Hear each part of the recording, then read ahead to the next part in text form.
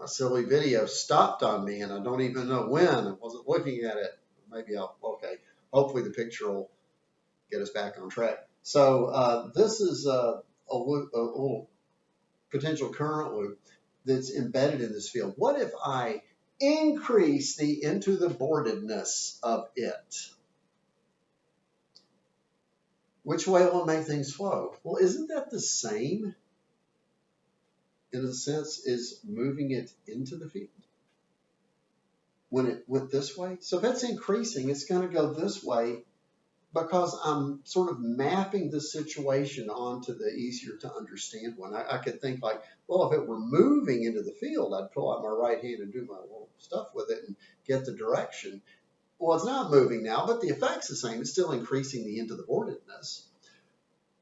Or I could even draw my earlier thing. Yeah, this is a good one. I could draw that motional EMF U-shaped rail thing and have, some into the board all over the place. And if I increase the field into the board, it's like scrunching up the little field lines. And that I could just draw more of them instantaneously, but it's more like they're like little field lines are piling in like this to get denser, coming in from this direction. Isn't field lines coming this way kind of logically equivalent to the bar going this way? Yeah, you could use that method. Lenz's law is sneaky like that. It always finds a way to fight the change. That's the thing that's indicated when I write Faraday's law like this. If I write E, and I do it like this a lot, d dt, NBA cosine theta, that's how I usually write it. This is Lenz's law. This little negative sign in the parentheses is just a way of saying, hey, yeah, fight the change. That's the direction it points. Another type of induced voltage is going to be if you change theta. Yes, indeed. And this is the most practical one of all.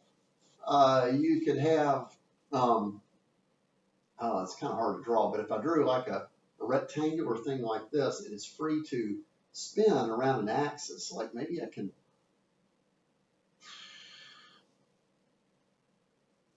I got some 3D going. Oh, I got some 3D going. You see it, don't you? There it is. Okay, so I'm turning it this way, and I got maybe a field that points like this, maybe, I don't know, down this time. And I rotate this thing like a rotisserie, like that, spin it like this. I think you can see that at the moment, the way I've drawn it, the flux isn't changing very much because it was getting more, it's about to get less. But by the time this thing swings around to be like in the plane of the board, like that, then this piece is going into the board and this piece is coming out of the board. And I've got to get a changing flux. And I can use Lenz's law, or I can do the little trick where I'll load it up with a little positive charge. That little positive charge going into the board, and feel it looks like this. Yep. At that moment, the current's going to try to flow this way.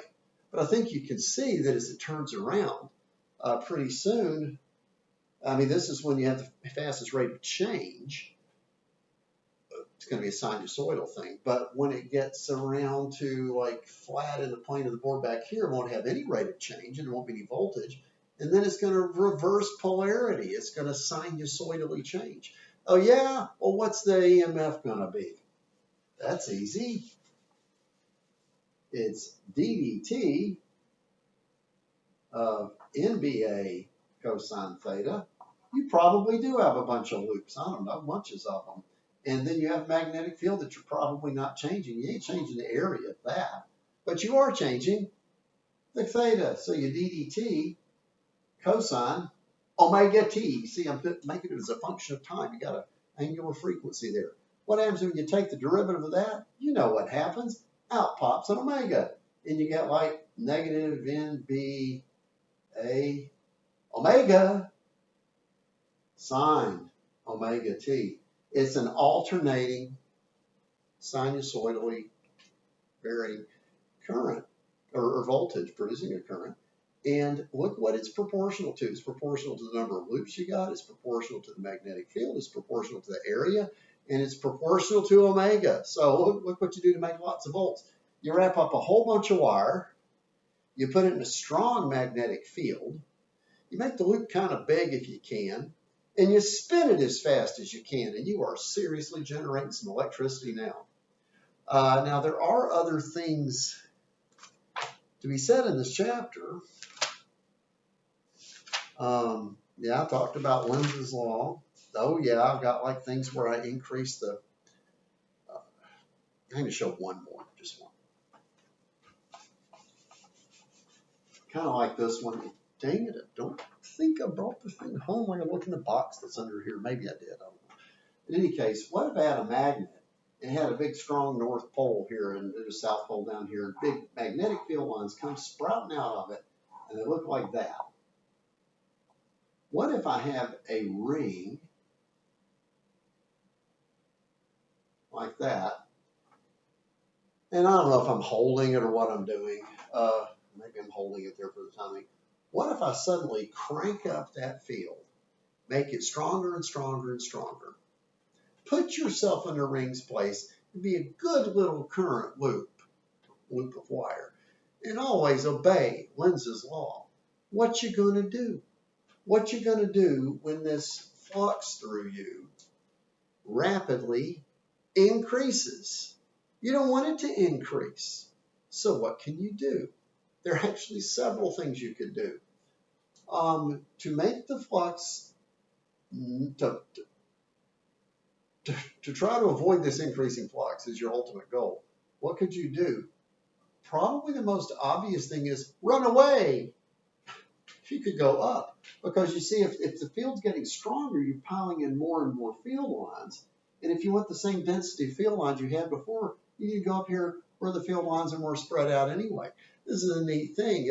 It's a ring launcher. It launches rings up, and they have them at little cute science center things for kids and big kids.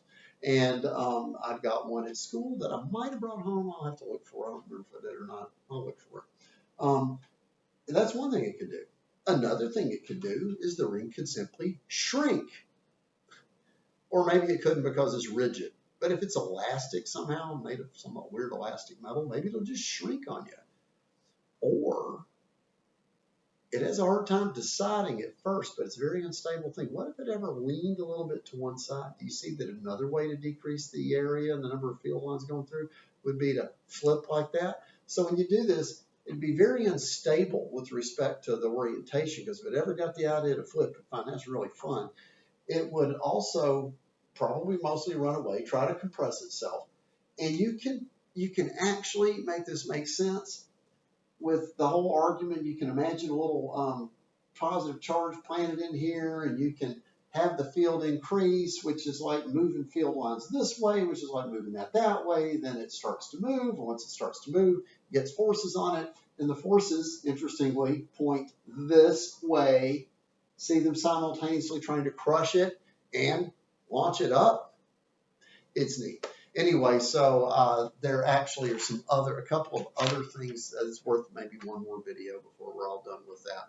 And again, this isn't on the AP test, but I hated to miss it. So you've now learned Faraday's law, and maybe I'll sign some stuff.